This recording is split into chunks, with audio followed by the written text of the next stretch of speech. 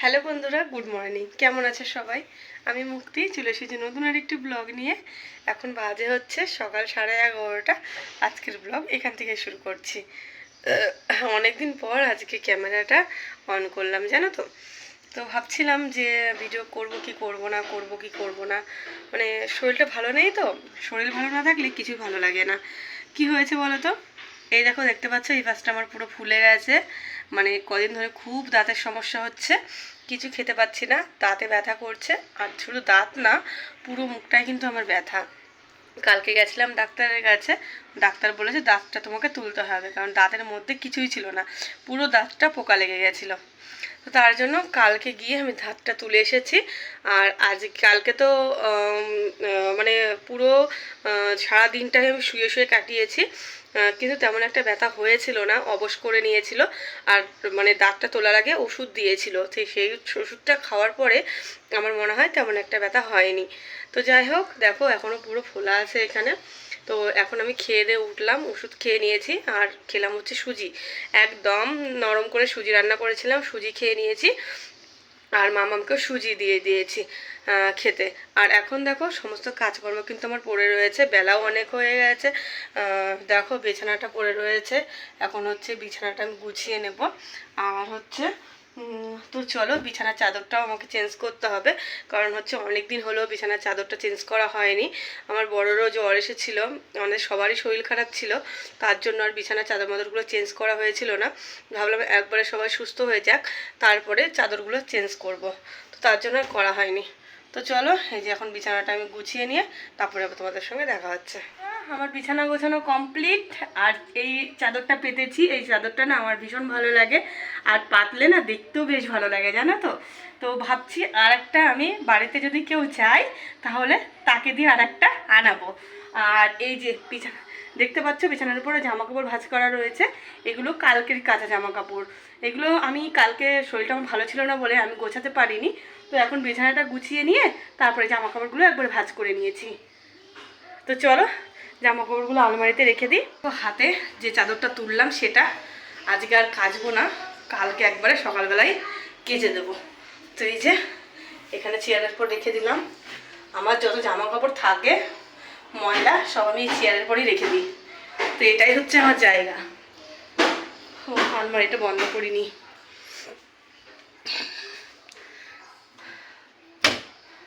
তো চলো এখন রান্নাঘরে যাই।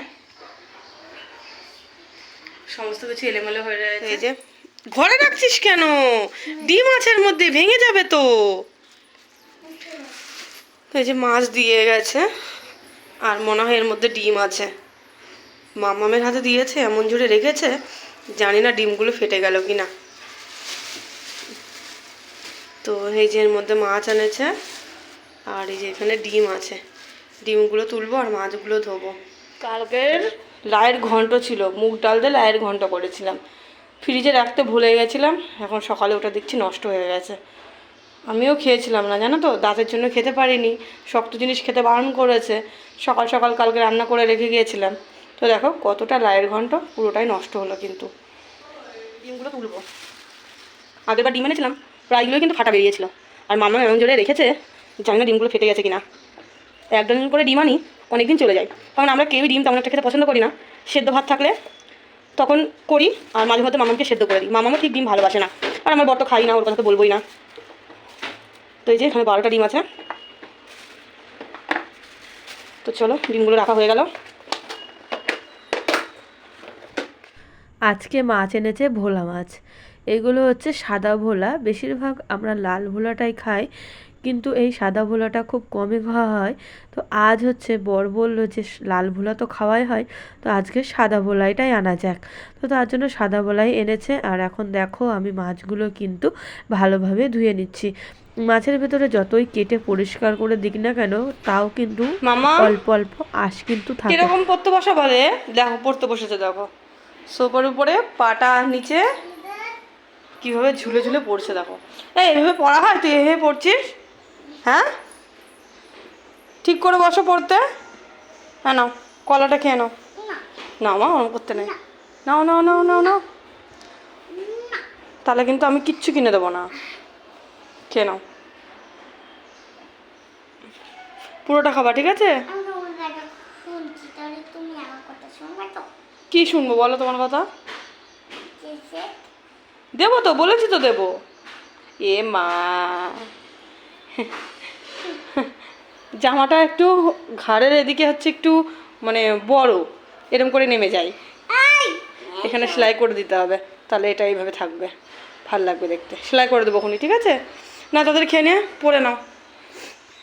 দুপুরের জন্য রান্না বান্না করে নিয়েছি, আর আজকে রান্না করেছি হচ্ছে এই দেখো কচুর লতি সর্ষে দিয়ে ভাজা করেছি, আর করেছি হচ্ছে কাঁচকলা আর আলু দিয়ে ভোলা মাছের ঝোল করেছি।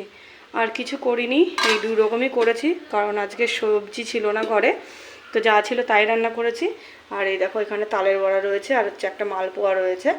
কালকে জন্মাষ্টমীতে আমাদের এক ফ্রেন্ডের বাড়িতে গিয়েছিলাম, তো আমি খেয়েছিলাম না বলে আমাকে পার্সেল করে দিয়ে দিয়েছি। হ্যাঁ দেখো আমি গরম জল বসিয়ে দিয়েছি স্নান করার জন্য।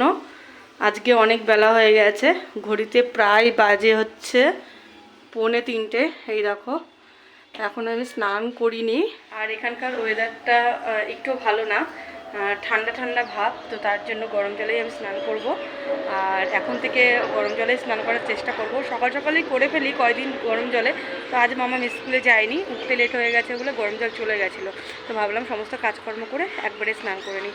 আর সকালবেলাতে দারুণ রোদ উঠেছিল, এখন কি বাবা এই টপটা পড়ে যাচ্ছে। তো সকালবেলায় ভালো রোদ উঠেছিল, এখন দেখছি যে মেঘ করেছে, আর কিন্তু হালকা হালকা বৃষ্টিও হচ্ছে। দাঁড়াও তোমাদেরকে ব্যাক ক্যামেরায় দেখাচ্ছি। তো এই দেখো আকাশে কিন্তু মেঘ রয়েছে, আর হাওয়াও দিচ্ছে, এই দেখো, আর বৃষ্টিও কিন্তু হচ্ছে হালকা হালকা।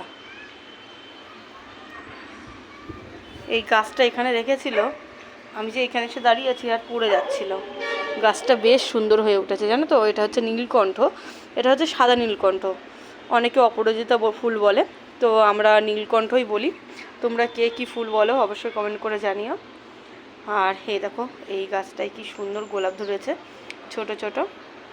আর এই যে এই গাছটাও বেশ, এখানে যে যতগুলো গাছ আছে মোটামুটি এই বর্ষাতে সবগুলোই বেশ ভালো হয়ে উঠেছে, কিন্তু এই তুলসী গাছটা মনে হচ্ছে বাঁচবে না জানো তো, পাতাগুলো পুরো শুকিয়ে শুকিয়ে গেছে আর লাল লাল হয়ে গেছে। এই যে সাদা ফুল গাছে এখন আর ফুল ফুটছে না আপাতত, কদিন আগে বেশ ভালো ফুল ফুটতো, এই গাছের ফুল দিয়েই কিন্তু আমি ঘরের পুজোটা দিতাম।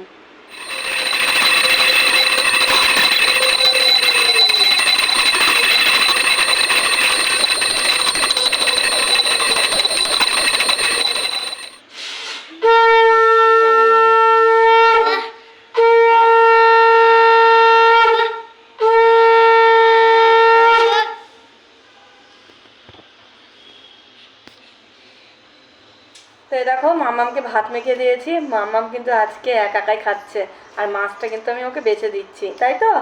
মাছে একটাও কাটা থাকবে না, আমি বেছে দিচ্ছি, তুমি একা খাও, ঠিক আছে? আমার মামাম এখন বড় হয়ে গেছে, এখন একা খাওয়া শিখছে ও, তাই তো? নাও তাতে খেয়ে নাও। তো চলো বন্ধুরা, না না কাটা নেই, কাটা নেই, এই মাছে কাটা থাকে না বাবা। তো চলো বন্ধুরা খাওয়া দাওয়া করে নিই, আবার দেখা হচ্ছে। আমি খাওয়া দাওয়া করে ঘুমিয়েছিলাম, ঘুম থেকে উঠে সন্ধ্যা লেগে গেছে, সন্ধ্যা দিলাম। আর এখন আছি হচ্ছে আমি লিফটের মধ্যে, মাম্মামকে নিয়ে পড়তে দিতে যাচ্ছি। আর ওর সঙ্গে দেখো ওর ফ্রেন্ডও রয়েছে, বলেছে আমিও কিন্তু শ্রুতিকে দিতে যাব।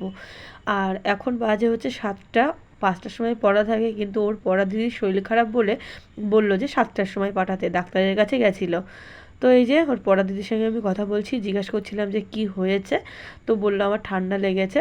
তো যাই হোক বন্ধুরা, মাম্মামকে পড়তে দিয়ে এখন আমরা বাড়িতে চলে যাচ্ছি।